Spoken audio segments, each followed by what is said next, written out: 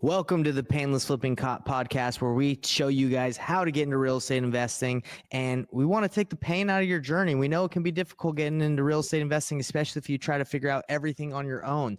So I bring on experts to give their advice so you don't have to fail and figure out everything on your own. Today, I got an expert, Alex Thoric, my brother, my Canadian brother, right?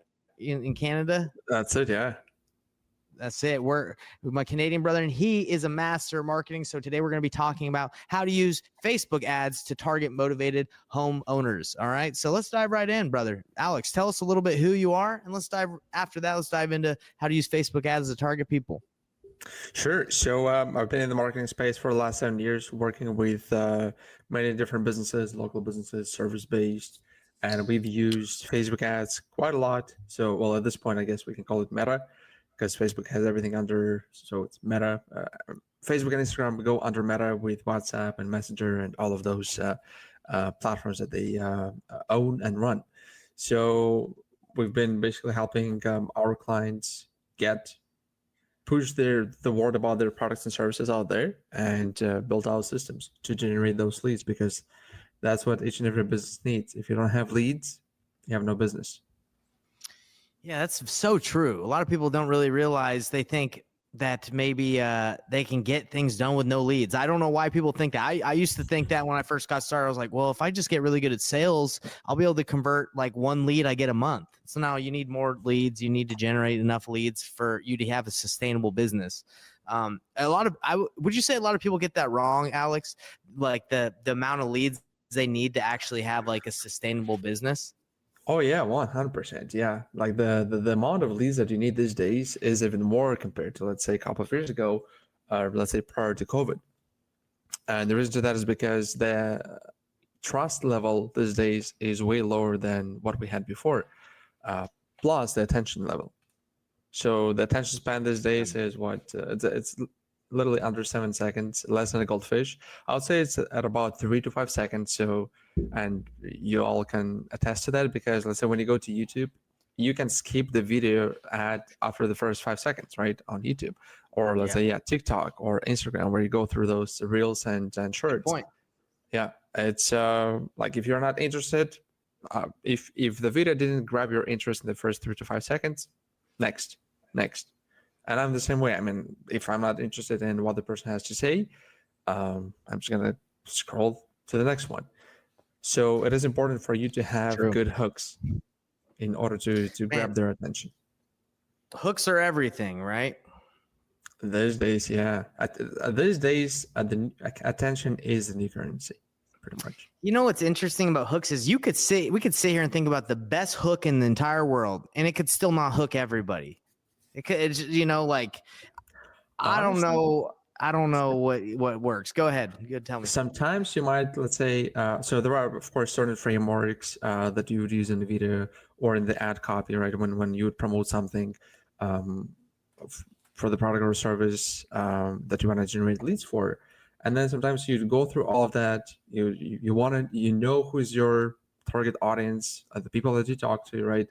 And you put out one of the best ads, or let's say you have a couple of great creatives. And when I say creatives, I'm referring to images and videos. And you think these ones are going to work really well. And sometimes they might flop, and the ad that you were thinking, no, this is stupid, but well, let's try it.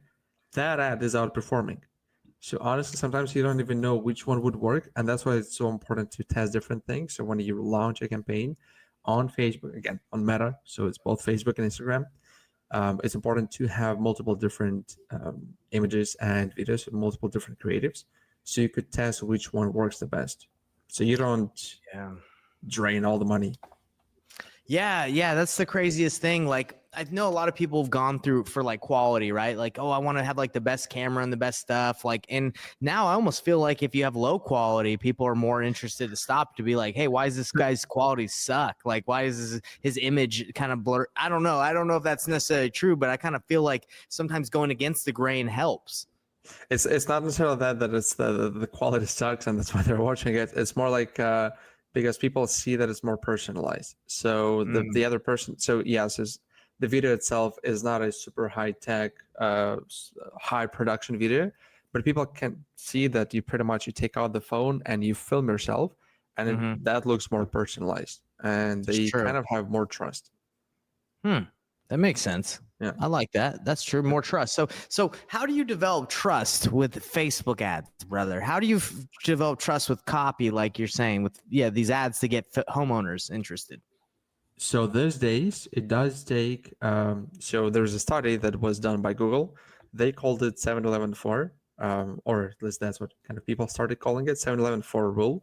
So Google wanted to see how much time does it take a person to become a client of a company or customer. So basically, how much time does it take a person from not knowing about the company to becoming their client? These days, on average, it takes a person to consume 7 hours of content, have 11 touch points across 4 different platforms. And when I say 4 different platforms, it could be, let's say, you run ads or you post content, you do the outreach. So let's say maybe they see your ads on Facebook, Instagram, plus maybe you're reaching out to people. Or let's say if they do fill out the form or they reach out to you, now you have their contact information, email, and phone number. So now you can follow up with those people. Wow. So yeah. And that happened because a lot of work, man. That's a lot of work to get a hold of somebody, man. 4 platforms, 7, what is that? 7 hours of content consumed. Yeah. Well, good thing I got a lot of content out there. There you go. You're on the right path. That's crazy, man. Yeah, and the reason to that is because there is a lot of information out there today, and everyone is trying to get people's attention. And you pretty much need to fight with every cat video, as I like to say. Dude, those cat videos. So, man, sometimes I'm with my wife and she's just watching stuff. I'm like, what the heck are you watching? And then I put my stuff out there and I'm like, no wonder I know, it's hard to get people's attention. I'm fighting the cat videos, man. That's the case these days, yeah. So that's why it's important, in order for you to start getting those leads coming in. It's important to build the trust. One of the best things that you could do, just like Nathan, you're doing, is record a video of yourself.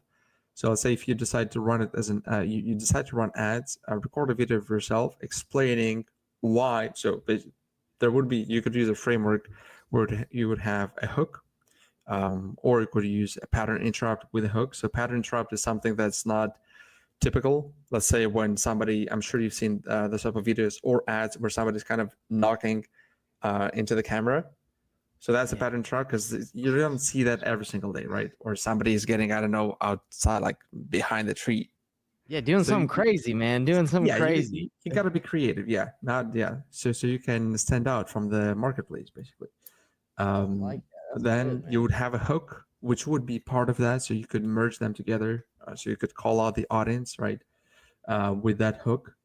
Then you would have a 1-sentence statement. So let's say something that's related to buying a house or selling a house, and not maybe necessarily, so a lot of times, just like we had a conversation prior to the interview, many times people don't necessarily want to sell the house with an agent. So that's something that you could also use for yourself, and start with that statement. So I'm writing this down. So pattern interrupt. Yeah, Number pattern 1, interrupt, right? It takes about like a second and a half, second or 2. And you're saying knock the camera, like knock or like cough or do something. Camera. Yeah. Okay. Yeah. And then you said hook. Then you do a hook. So the hook could be basically the call out. Let's say, are you a homeowner living in this area? Okay. Something like that. Yeah. So it's kind of a some people call it, well, it's not some people, it's in the world of marketing, you would call it dog whistle marketing, where you're calling out specific type of people and only they will react to it, because everyone else, let's say if they don't own a house in that area, or maybe they own a house but not in that area, they're not going to listen. And you don't necessarily need those people. Yeah. Then after that, you have what else? So after the hook, it's a 1-sentence statement. So that's where you could mention something about not necessarily working with the real estate agent, that there is another way of doing things. It's as simple as that. Yeah. Then right after that, you would basically tell people, I would say 3 to 5 points, give them 3 to 5 points on why it makes more sense to go with you compared to a real estate agent. So you can have multiple different ones, right? So working with a real estate agent is just one example, or not working with them. And basically give them 3 to 5 points explaining what makes more sense for them to work with you. And then at the end, there's a call to action. So for the call to action, it could be either click the button below or literally message me. Because these days, people, they feel more comfortable chatting with someone compared to, I've been seeing some people. Sorry, go ahead. Yeah, no, I just wanted to say compared to, let's say, talking to people on the phone, which still works. I mean, it works. It always works, and I'm sure it will always work. That's so interesting. Yeah, because I've been seeing a lot of people that are like, hey, go to this CTA or go to this. And a lot of people, what I'm hearing is they want you to comment more, because if you comment more or like ask your question here below, because then it gets more engagement on the post versus. So yes, Yeah, it does give it does give more engagement on the post. That will push the post even further, and you don't need necessarily to spend as much to reach as many people. And if you want to use that type of strategy that you mentioned, so there's a tool called ManyChat that can help you automate the process. I'm sure you guys have seen all these posts that, let's say they say comment the word, I don't know, the specific keyword. People comment that, and that triggers the bot, which is the ManyChat, and it sends you the message in the DMs. And that's where everything happens. Within the DMs, you could send people to the landing page where they need to fill out the form. So let's say share, basically tell you what type of house they have, maybe, or just at least to give their contact info like name, email, phone number. But even if they're not necessarily going to fill out the form through the landing page, you at least have them inside of your DMs, and you can just go in and chat with them as a real person. Wow. It's a lot of stuff, man. A lot of stuff going on these days. It's hard to keep your mind straight, to be honest. There's a lot. A lot of bots out there. I agree. Yeah. No, I remember using ManyChat back in 2018, 2019 with our restaurant clients. And then all of a sudden, a lot of marketers started using ManyChat specifically for basically to create that engagement and to push people through DMs. Man, it's still going. And honestly, I think the algorithms are becoming more like smart about that. And I honestly think sometimes the chat, like the comments, like sometimes I don't think it, like if it's manipulated or they got to be able to tell, right? They got to be able to tell like if it's legit or not somehow. Cause I don't know if that works as well as it used to. Cause I used to do it way more, but then I realized like even with like 100 comments sometimes, like, cause you can manipulate that stuff to make it like really big. Sometimes you feel like, oh, man, this isn't really working it like it used to. I don't know if you agree, but I feel like sometimes it doesn't work. It depends how you use it. So if you want to chat with people within DMs and you want them, so let's say instead of sending, let's say you have a video of you talking and then the call to action, send me a message. So right under the video, they would have to click on send a message in order to start the whole process. So instead of doing that through ads, right? Yeah. So then in that case, like instead of doing it this way, the ad itself is not going to look like an ad because there is no call to action, especially when you run it as an engagement ad, as an engagement campaign. Yeah. And when you say comment below, that triggers the bot on the back end and it sends the message. Yeah.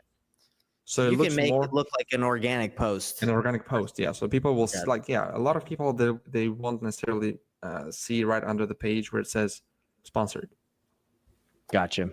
Yeah. Because I almost feel like sometimes when things are sponsored, people are like less likely to like look at it, right? Like I look at someone that's sponsored, I'm like, man, they're trying to sell me something, I don't know if you feel that way, but it's almost the same thing with Google. Like when you go on Google and the very Google ads, pay per click pops to the top. Sometimes I just scroll to the next one. I get rid of the ads because I'm like, man, let me see who's really at the top, not someone that's paying to get here. But anyway, I don't know if that's you. Sometimes I do that. Honestly, I kind of have the same mindset, I guess, or I'm doing things same way for some reason. Maybe because I've been in the industry for a while and I'm like, just next. Yeah, not only that, but I also like when people pay to be on those spots. If I'm not like 100% sure, I know it costs money to be at the top, so sometimes I don't want to click and like cost them all that money. maybe for smaller, I don't know. Like I know when I'm like, for example, home buyers, like in my industry, if I'm looking for something, I don't want to, because some of those clicks can be like on Google, like $500, like a click. Some of Especially like when them, it comes to real estate, you know? yeah, yeah. Well, 500 is quite quite a high number, but I've seen that as well. Yeah. Well, I've had, so I ran the Google pay-per-click in Salt Lake City, Utah, trying to get motivated home sellers, like homeowners, that want to fill out forms. Mhm. Sometimes I was paying like $500 a click. It was insane. Wow. Yeah, it was Insane. not. Yeah, it was not cool because if they click on it and they don't fill out a form, you're like, bro, what the heck? I know. And It's sometimes crazy, people would man. just click by accident. Yeah, exactly. And you're like, That oh happens my too. gosh. Yeah. So what you've given some amazing advice on like how to create content and how to create good ads that will engage people with a simple framework. I appreciate that. Where can people find you, and what service or I guess what do you provide like to the people that are going to hear this that you could help them with? So they can find me, or they can reach out on any social media platform. It's Alex Thoric, pretty much everywhere. They can also go to our website. It's buildingincomeondemand.com. We have a lot of free resources that they can look into. We have Will you repeat that one more time? Yeah, it's buildingincomeondemand.com. Building income on demand. I love it. .com. Go check it out, everybody. Alex, do you have anything you want to leave our listeners with? Any advice, anything specific? I would say if you do decide to run ad campaigns with Meta, so with Facebook and Instagram, give it a little bit of time. Because in the beginning, especially if you're just starting out, people will not necessarily know who you are. And also when you start running those campaigns, start locally. So that way you'll be able to reach more people in a shorter period of time. So you can pretty much manufacture that 7-11 4 rule that we talked about.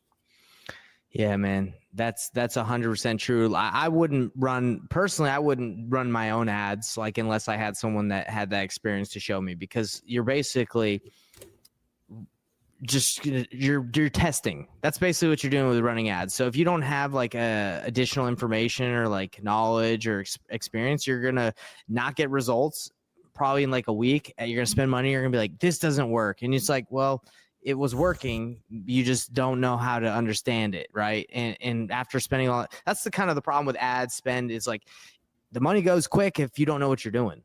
Yeah, that is true. Yeah, and also make sure that there is a product market fit. What I mean by that is that you have a good offer for those people. So make sure that you position it properly, because if that's, let's say, if people see the ad, like you can literally run any ad on any platform these days. So there is no, because a lot of times I do hear people say, well, I don't have enough traffic. There is no problem with traffic. Like you can pay any platform and get as much traffic as you want to, as many eyeballs.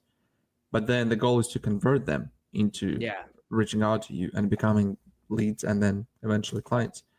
So yeah, there's always traffic, like you're saying. You can pay for traffic, but the conversion is what's important. Yeah. So it's really it's really the offer that you'll have for them. So make sure that it speaks. You use their language. And when I say use their language, put yourself in their shoes and think of what they would want to see when they see an ad from you. I love it, man. I love that. Cool. Well, I appreciate you being on here, Alex. And if we're gonna meet again, we'll probably hang out in Canada one day. We'll never know, brother. All right, man. Appreciate you coming on here. We'll talk to you later. Thanks for having me. Hey everybody, what's up? It's Nathan Payne, and for the first time ever, we just released this insane training bundle that has literally everything that I've learned from doing a combined 4,000 deals in real estate, all from starting with absolutely no previous business background experience or any real estate experience. Plus, there's over $19,000 worth of free gifts that we're throwing in, all for an insanely low price. If you want to get your hands on this, be sure to click the